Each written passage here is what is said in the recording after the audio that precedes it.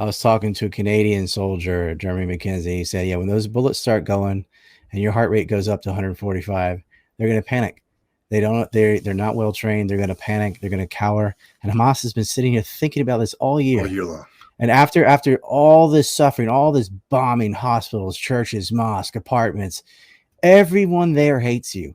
Everybody, like every citizen in Gaza is going to be Team Hamas. They have eyes and ears everywhere. Oh, there's some over here. There's a tank over here. They're going to have perfect information, and they're going to get wiped. Now, they did some more games because they were actually more worried about Hezbollah. I think they should have been worried about Hamas as well. I think it was Firm Hand or Stern Hand or something like that. Firm Hand, yeah. Yeah. And it was the most recent, but they did, and there was another one, the Straits of Fire or whatever, and they lost in both. And they lost in both without even, that was with no scenario fighting Hamas. That was just fighting Hezbollah. We have a lot of talk. I'll get your opinion on this rush before you go. The leader of Hezbollah will probably most likely speak after Friday morning prayers. There's a lot of pressure, even though it's probably not in their interest, and Hamas can handle this, but there's a lot of pressure to say you need to enter the war. Yemen seems to be, or partly entered the war. They're firing ballistic missiles. Israel, I'm going to point this out for everybody because for his time's sake, because Richard's got to go soon. The Iron Dome, not very effective against real missiles anyway. Did a prior interview with Ted Postal, an actual rocket scientist. It can stop these Qassams and Katyushas and things that are so slow. Like a 5% success rate against real missiles from a short distance. But it won't matter even if it was, because they're running out of ammo. Yeah. And so I don't know how much they have left. 3,000 shots or something.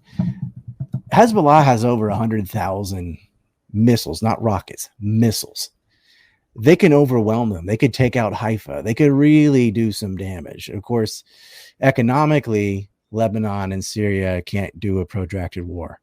But I don't think it would be such a long, protracted war when they have no defense against these missiles. Talk about the, I guess, lack of plan, or whether you think they have just a bad plan, or what.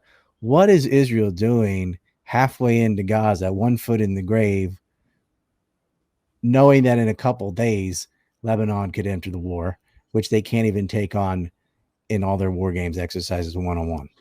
Look, right now, Israel's got 300,000 troops surrounding Gaza.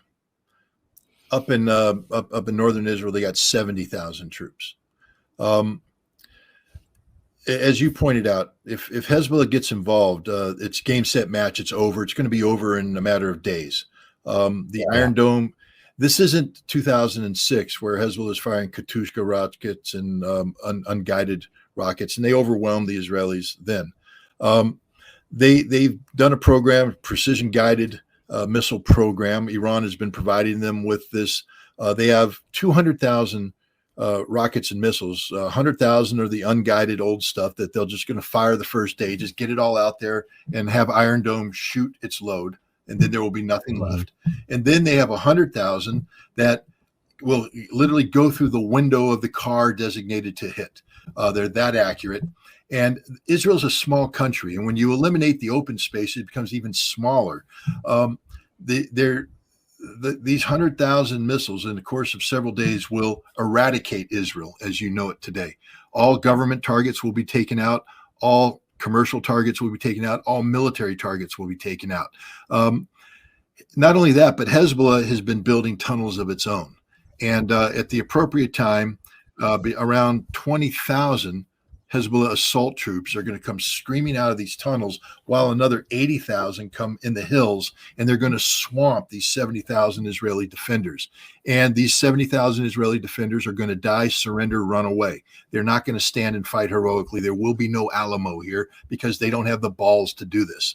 And it's over. At that point in time, Hezbollah will take northern Israel. They will take Israel down to the Sea of Galilee if they want to. And there's nothing Israel can do to stop it because all their forces are here. You can't mobilize. The poetic justice if northern Israel got annexed. Well, we'll find out. That would be, interesting. But my point is they can do this. Now, the question is, will they do it? And here's the thing. A statement was made the other day by Hezbollah, yesterday, in fact, that said, we will intervene if Hamas is on the verge of destruction. But Hamas has made it very clear that they're in control. That we don't need your help. We don't want your help. We're winning this thing on our own right now. We appreciate the Houthi coming in, but we got this under control. The Israelis are not winning this fight. That's Hamas's position. So I would be surprised if on Friday Nasrallah orders the full-scale assault. If I were Nasrallah, I would order the full-scale assault on Friday, because Israel's never been this weak ever, and they will never be this weak again. They don't seem to be trying to de-escalate, because they bombed Egypt, Lebanon, and Syria all in one day. No, but it's controlled escalation. I mean, look, the United States and everybody knows what's going on. Israel is. The U.S. has been calm. Their bases got attacked and they didn't react. They seem like they're trying to de-escalate behind the scenes. What we're doing is managed escalation, where it's managed fight. We're going to throw a punch. You're going to throw a punch, but we're not pulling the pistols. So Israel's going to be given some latitude to be seen as defense. For instance, a lot of people have died right now on the Lebanese border. A lot of Israeli soldiers have died. A lot of Hezbollah fighters have died. This is not insignificant fighting, but they haven't crossed that threshold. And I think that we're going to see a gradual escalation of that fight to keep it just below the threshold, just so that because Hezbollah has a political problem. This is the moment they've always been saying, we're all about the Quds, we're all about Al-Aqsa, we're all about the Palestinians. And now here's your chance. They're slaughtering the Palestinian civilians. Right now, there will never be a better chance than Friday to take Israel off the face of the map. It can be done. Israel is in the weakest position it's ever been right now. They cannot prevail in combat. The best gift you can give to Israel is allow the Gaza thing to peter out so that they get a ceasefire, because Israel will eventually agree to a ceasefire. And when that happens, you go back to status quo ante, which is a defeat for Hamas, to be honest.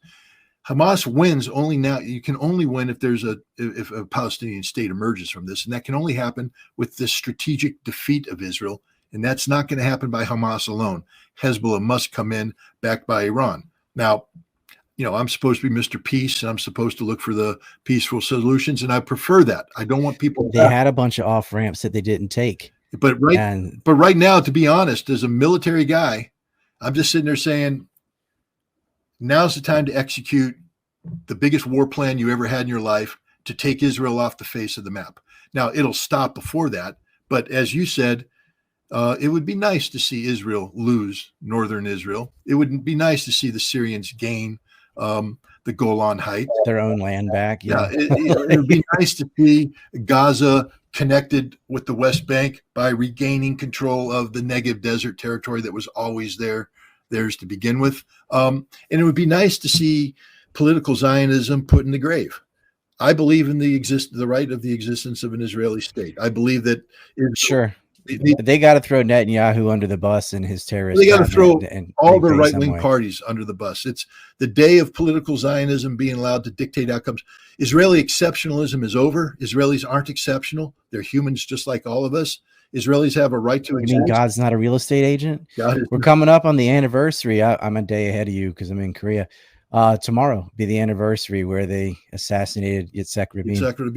I was in the Israel least insane prime minister they ever had. That was the last chance for peace.